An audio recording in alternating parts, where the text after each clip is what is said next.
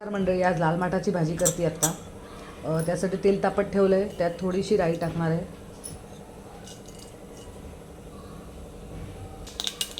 राई छान तळतळायला लागली आहे.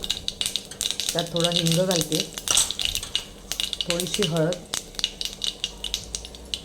आणि हा कांदा त्यात परतून घेणार आहे.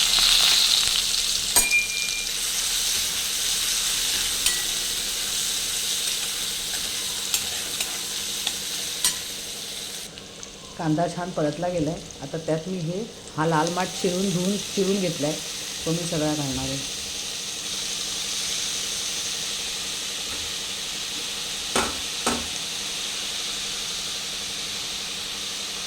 व्यवस्थित एकदम हलवून घेणार.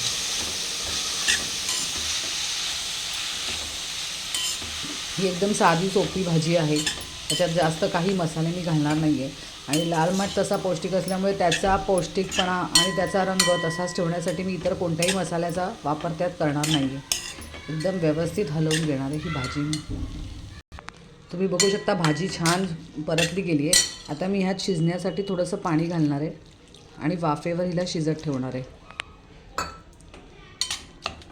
आत्ता मी यात काही मीठ वगैरे काही घातलेलं नाही आहे. आधी नुसती मी भाजी शिजवून घेणार आहे वाफेवर पाणी घालून, आणि मग बाकीचं आपण करूया. आता मी ही झाकण ठेवून भाजी शिजत ठेवणार आहे. तुम्ही बघू शकता भाजी एकदम छान शिजली आहे. त्याचा रंग पण लालसर किती सुंदर दिसतो आहे. आता ह्यात मी फक्त मीठ आणि थोडीशी साखर टाकणार आहे. साखर अगदी नॉमिनल चवीपुरती आणि थोडंसं मीठ, आणि हलवणार.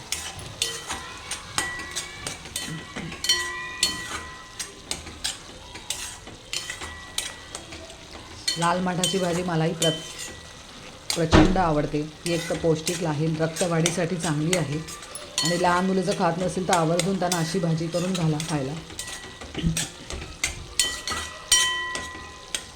आता थोडीशी हे पाणी जे आहे ते आटलं पाहिजे, तेवढं पाणी थोडी थलथलीतच ठेवा, एकदम कोरडी करू नका.